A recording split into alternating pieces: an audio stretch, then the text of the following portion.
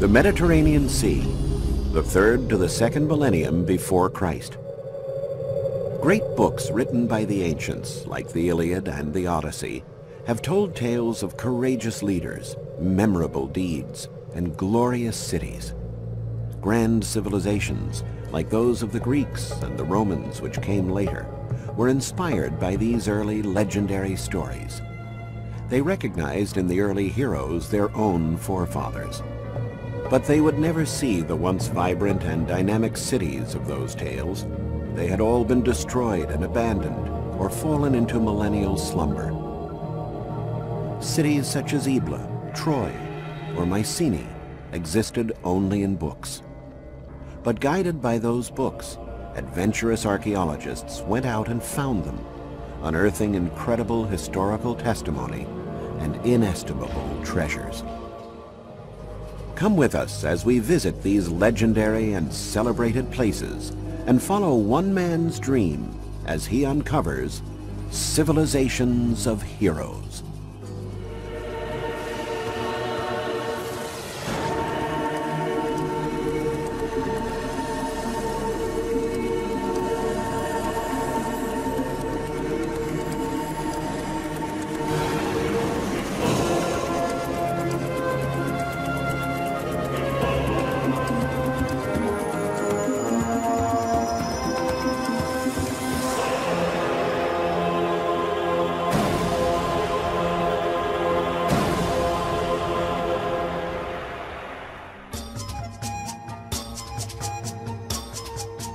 A taste for the ancient, a desire to learn about the history of our predecessors, has always enlivened people's minds. The ancient Greeks and Romans also loved to study their forefathers. Their attention was focused on the cultures and cities of the 2nd and 3rd millennia BC.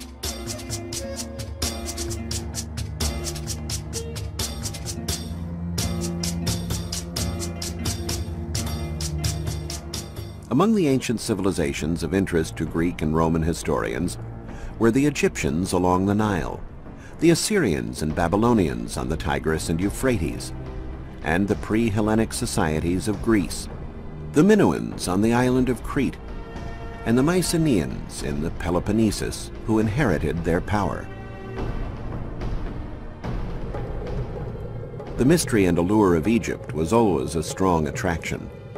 The age of the pharaohs had long faded by the 2nd century BC, but the traces of that glorious past were still to be found everywhere. Inscriptions carved into the columns of temples told of grand deeds.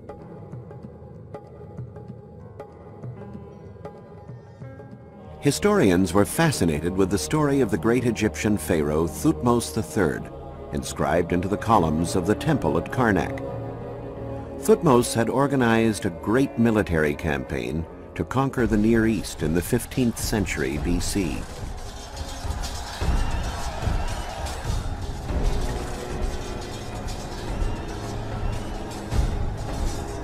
When Thutmose reached those lands, however, he found that many of the very ancient Babylonian cities on the Tigris and the Euphrates had already been reduced to majestic ruins steeped in history. Of those ghost cities, one in particular has had an irresistible allure for historians, Ebla.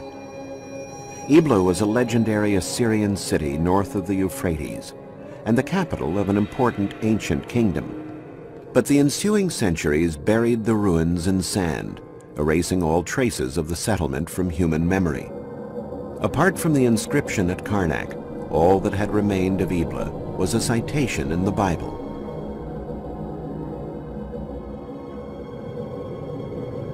One day, some farmers were out plowing their fields when they came across a magnificent bas-relief.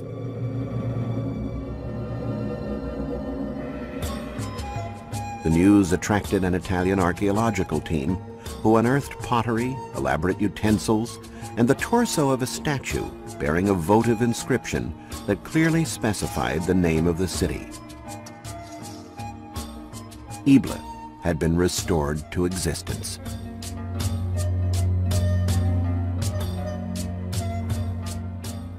But the most sensational discovery came in 1975, when the Italian team unearthed 17,000 tablets bearing cuneiform text dating back to 2300 BC. Once translated, they were discovered to be commercial treaties and administrative and legal documents. Paradoxically, that immense treasure was preserved through the millennia thanks to a violent act of destruction. Around 2300 BC, the city was attacked and razed to the ground by King Sargon of Akkad.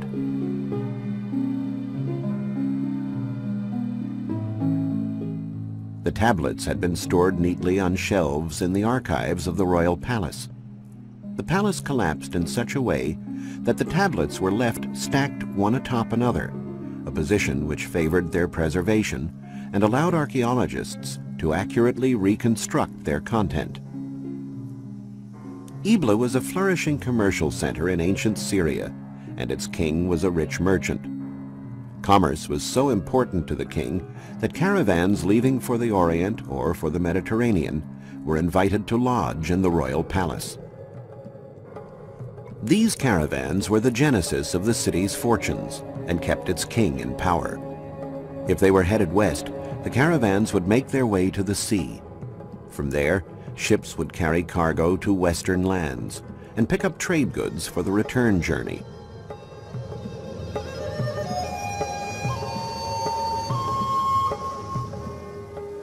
Some of the goods that traded hands included fine pottery and art, but also much-needed metals for weapons and armor. Sailing the Mediterranean at that time, however, was a great risk. Whoever had the biggest ship controlled the seas. And for a long time, it was a population known for acts of piracy who dominated the Mediterranean, the Mycenaeans. Between Mycenaean Greece and the Orient, there was a city that preyed on ships traveling along the Hellespont toward the Black Sea, the legendary Troy. The Mycenaeans fought a war against this city that has captured the imagination of historians and generations of students.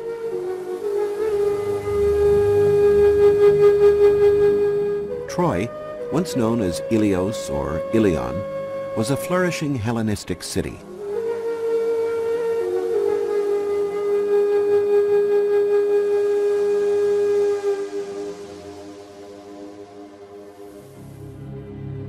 It was also one of the greatest mysteries challenging archaeologists. Many dedicated long years of their lives searching for it, lured by the fabulous treasures it promised. But it was not easy to rouse the beautiful Helen, the brave Hector, or King Priam from their slumber. Troy, the city whose siege was described so eloquently in perhaps the world's most famous book, Homer's Iliad, could have been anywhere. In 1868, a dilettante German archaeologist, Heinrich Schliemann, decided to invest the money he had earned in the import-export business to pursue his lifelong dream, to discover the places where the heroes of his youth, the heroes of the Iliad, had fought. The Iliad was certainly not a scientific treatise. Before being committed to writing around the 5th century BC, it had been handed down through generations by way of oral tradition and referred to events that had happened hundreds of years earlier. Yet Schliemann decided to put his faith in the text. Many archaeologists were hunting for Troy, and they looked for it on this hill known as Bunarbashi, in an area between the Turkish cities of Çanakkale and Izin. Schliemann, however, was not convinced by that location. He combed the Iliad in search of clues. Homer mentioned two rivers, the Scamander and the Simoenta. The battles among the Homeric heroes took place around a fortified citadel built on a natural rise. They may have been figments of the author's imagination, but Schliemann chose to believe them.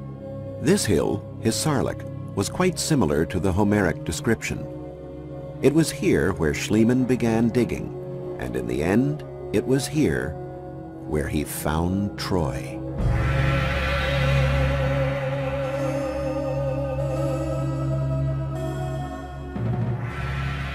Nine different cities, one built upon the ruins of another, emerged from the excavations. From the second layer, Schliemann discovered amazing treasures, cups and vases, weapons, golden jewelry and buttons. He thought he had found the treasure of Priam. We now know that these jewels did not belong to the Trojan king of the Iliad. Modern archaeology, a science based on rigorous analytical methods far removed from the intuition that guided Schliemann, has dated the objects to several centuries before the Battle of Troy, attributing them to a royal family from the 3rd millennium BC. But for the German archaeologist, the findings were none other than the treasure of Priam. His belief was supported by the evidence of fire in the layer where he found it. And Homer had said that Troy was burned to the ground by the Mycenaeans, who entered the city after a 10-year siege thanks to the stratagem of the Trojan horse, which now stands in replica on the site. Schliemann thought that the Troy attacked by the Mycenaeans was the same fortified city he had excavated, laid out in this plan, dating back to the 3rd millennium BC. A city surrounded by walls barely 400 feet in diameter would hardly have stood up to 10 years of siege, nor been able to house Priam's court. According to recent studies by teams at the universities of Tübingen and Cincinnati, in the 2nd millennium BC, the era of the Mycenaeans conflict, Troy was encircled by these much more extensive defensive walls, and probably grew even more toward the end of the 1st millennium BC. Relying on descriptions in the Iliad and taking into account recent archaeological discoveries that have uncovered new portions of the ancient city, we can now relive the legendary Mycenaean siege of Homer's Troy.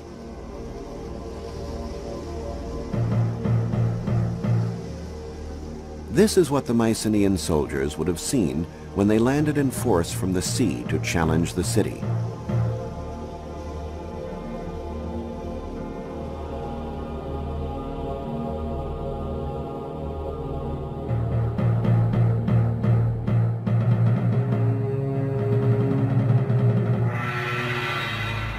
The sight of menacing warships headed for Troy was probably not unusual for King Priam and his people.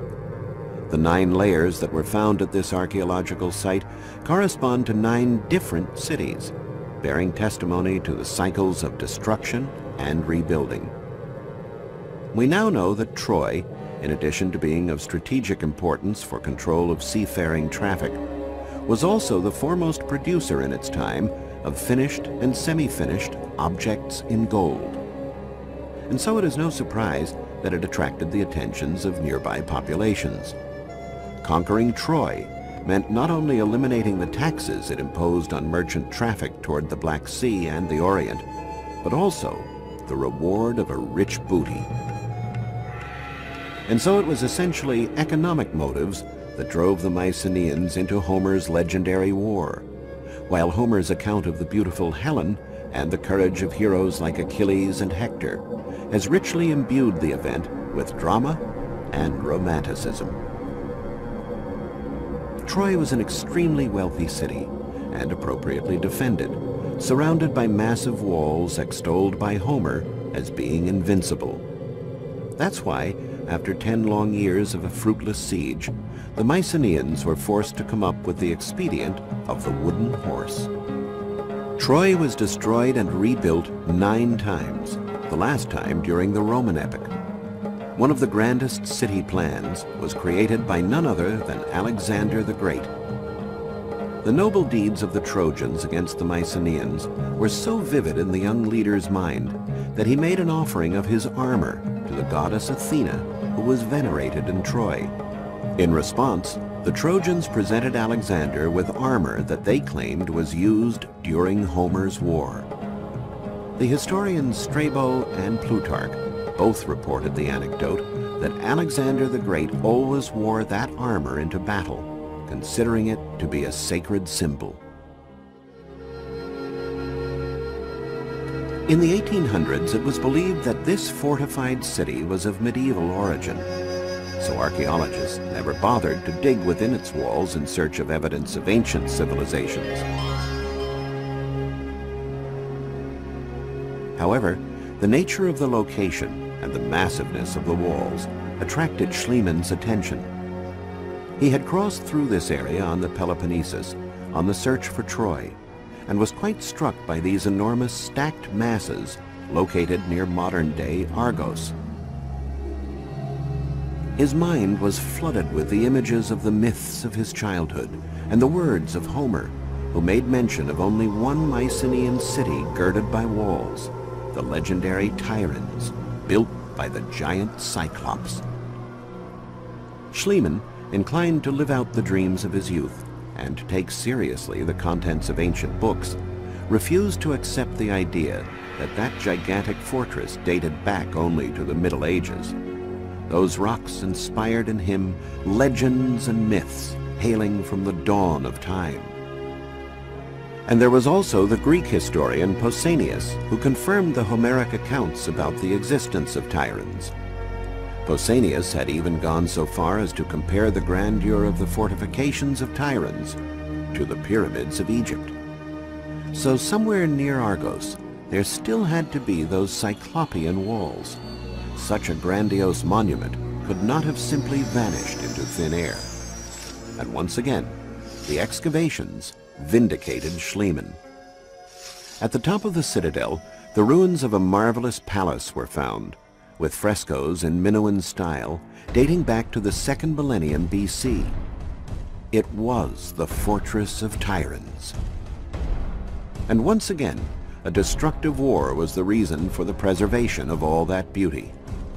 The upper floors of the palace, collapsing onto those below, had filled the frescoed rooms with debris. The fire set by the invaders then melted the bricks, creating a sort of shell that preserved the remains of the palace. But who were the powerful invaders able to destroy such a powerful city protected by these imposing walls? Historians discovered that the winners of this epic victory were the Dorians, a people from the north who settled in Greece after driving out the Mycenaeans. The secret of their power? Their weapons were made of iron, a material unknown to the Mycenaeans, who fought with more brittle bronze weapons. The strength and audacity of Achilles' heirs availed them little.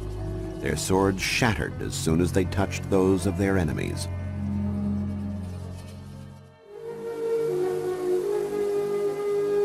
One Mycenaean city stood out above all others, the city that gave its name to the great conquerors of Troy. It was called Mycenae, a city recorded by Homer as having an abundance of gold. Its monumental gate, overlooked by 2 lions, still inspires awe. This was the realm of the great king, the leader of the legendary expedition that destroyed Troy, Agamemnon. The intrigue surrounding a legendary locale has always been a strong stimulus to archaeologists. Where was the tomb of Agamemnon? Had he ever really existed? Had Mycenae's golden riches, recorded by Homer, been spared the ravages of time? Pausanias, in his writings, said that Agamemnon's tomb lay within the walls of Mycenae. But the city was surrounded by 2 sets of walls, an external one that protected the dwellings, and an internal one to protect the royal citadel.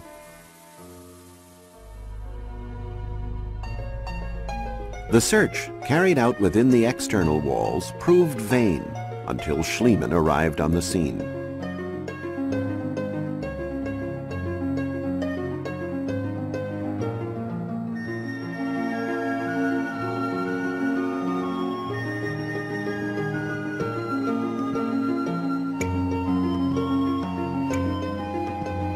The archaeologist sunk his shovel near the Lion Gate, inside the royal citadel.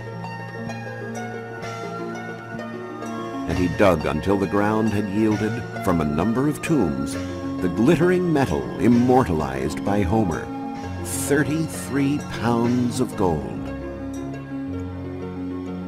Among the treasures was a series of marvelous golden funerary masks. This was a privilege certainly reserved for kings. And in the features of the most beautiful mask of all, Schliemann claimed to recognize Agamemnon, the great king and military leader. Archaeologists have since discovered that those treasures date back to a period prior to Agamemnon. The excitement of that find was so great, however, that no one has since dared to rename this one-of-a-kind piece. The finely chiseled golden mask is still known to all as the Mask of Agamemnon.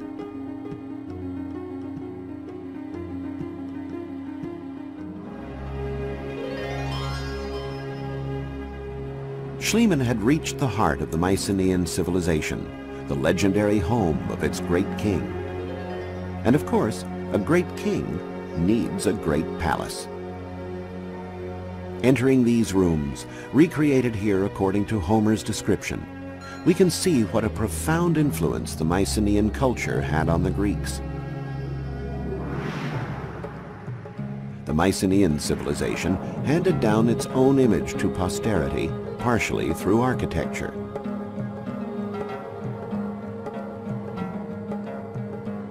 This room with the hearth in the center, called a megaron, the heart of the palace, became the model for the most typical of the Greek buildings, the temple. The king's house thus became the house of the gods. Mycenae was a city of which legends were made, as was Tiryns and the incomparable Troy.